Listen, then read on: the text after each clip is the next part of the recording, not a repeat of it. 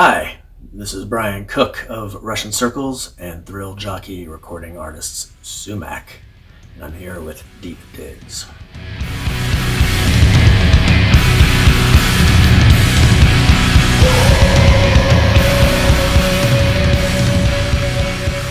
So my first pick is Time Was by Zones.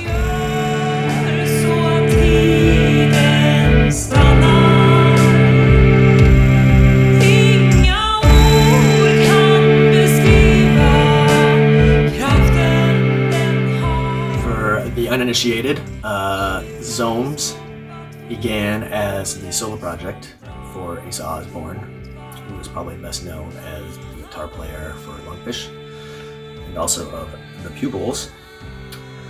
And originally, the early Zones recordings were either these sort of improvised cosmic instrumental pieces, and that sort of later developed into these shorter, repetitious vignettes, very lo-fi, and really it was just synthesizer and drum machine, and nothing, no like real ear candy, not a lot of crazy production work. It was all just, sounded like something that was done in a bedroom on, really cheap, readily accessible equipment. But it was all amazing. It was all very kind of transcendental, even though the music was very simple and bare bones. Through repetition, it kind of created this big concept of space. I don't know. It felt like every song was kind of like its own little musical universe, and that stuff was great. But with Time Was, Zones expanded into a duo with the addition of Hannah Olivgren. I hope I'm pronouncing that name correctly. But she brought additional keyboards and a vocal component. It was first heard here. Just slightly expanded their sound. It still kind of kept the very repetitious, kind of lo-fi, meditative quality to Zones, but man, it just kind of went to another level here. Some of it's just feels really monolithic, even though it's very minimal, and again, the production's very, very scrappy, but it's just, I don't know, it can just sound absolutely huge and immersive at times, and then the next song will come on and it'll just be this sort of quiet, very intimate song, even though it's still like the same keyboard setting on what sounds like a very cheap keyboard. I don't know, it's very inspiring to me as a musician because it just sounds like it was made with whatever was sort of lying around, and there's nothing, there's no like virtuoso kind of playing on it. It's all very simple. It sounds like it was recorded on a budget of like $50 or something, and it still somehow manages to just be incredibly moving, and it always sounds good, whatever scenario you're listening to it on. You can listen to it on a huge stereo with your nice vinyl pressing. You can also just listen to it on your phone with like the speaker on the phone, and it sounds amazing. It's just incredibly utilitarian music, and it's very beautiful, and I love it. It's a great record, and everyone should check it out because I think everyone would get something out of it. My next selection is another duo. This is Peels.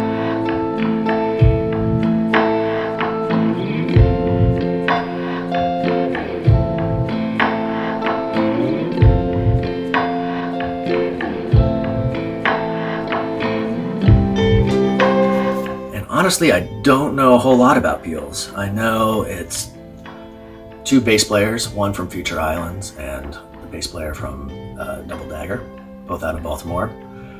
And I think I only know that because I looked it up before doing this. I honestly don't even remember how I first heard Peels. I think this might have just been like a random thing that popped up either on streaming services or on YouTube, or maybe I heard it at a bar somewhere. I have no idea. It came out in 2013. They're just these little instrumental pieces. It's, 2 bass players, but it's not bass heavy. It's a lot of guitar work, and it's I think slightly improvised, although it does seem pretty structured if it is free music.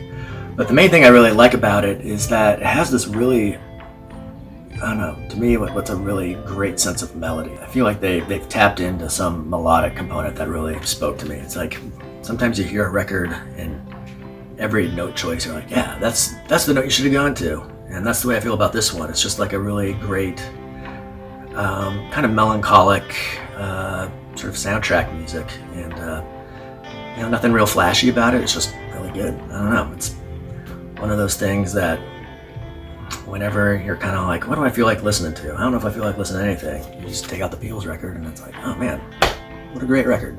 Peels. Who would have known? Check it out.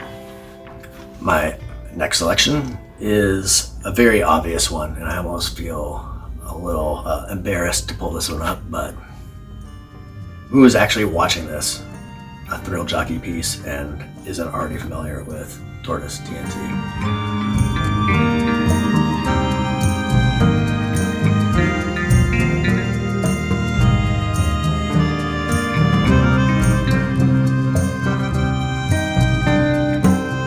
But I'm picking this one because I remember when this record came out in 1998. I was 20 and I hated it. And I mainly hated it because I was still like a hardcore kid. And it was kind of at that age, I think I was like 20. All my friends were about 20. And everyone started talking about this Tortoise band. And the hardcore band I was in at the time listened to a lot of TNT in the van, and it drove me up the wall. Because it's like a jazz record or something, or it was at least something that I wasn't familiar with. I don't know. It just seemed like too intellectual or something for me.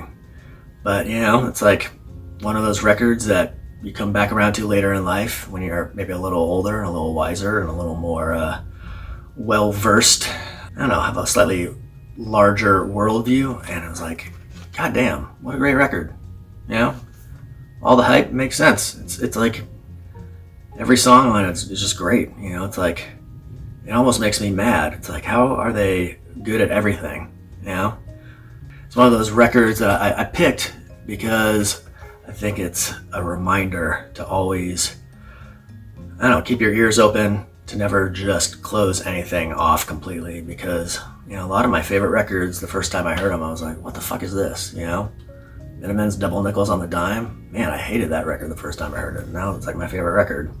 Exile on Main Street, same thing. Hated the Rolling Stones. Then, hear that record enough, it's like, this is genius. Unwound, same thing. Hated Unwound. Now it's like, how did I ever hate Unwound? How did I ever hate Tortoise TNT? It's so fucking good. Get into it. And my last pick is actually kind of a sad one. Yeah, it's a tough one to talk about, but ENDON. Boy Meets Girl.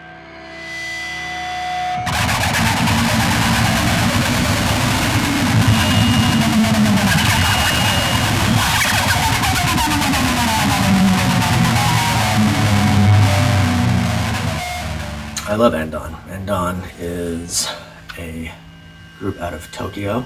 I believe the first time I saw ENDON was, I think in 2014, when I was in Tokyo playing with Russian Circles, and they played on the Tokyo bill with us, and they were just totally terrifying. Just so intense and caustic and over the top sonically. But, anyone can make a lot of noise and,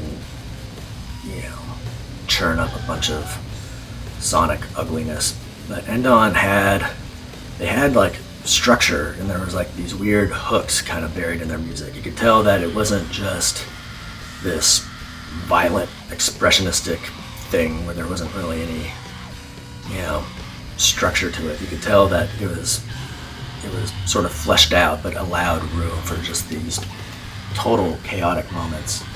And I loved it. And I was fortunate enough to become friends with the guys and, followed them with subsequent releases, and did a few tours with them, and went to Europe right about the time this one came out with them, and SUMAC and Baptists. They're amazing. Yeah, it's real sad. They have a guy in the band named Etsuo who was a noise musician and played a contraption of his own making that sort of like a guitar, but more sort of like a piece of scrap metal with a bunch of metal springs and contact mics all over it.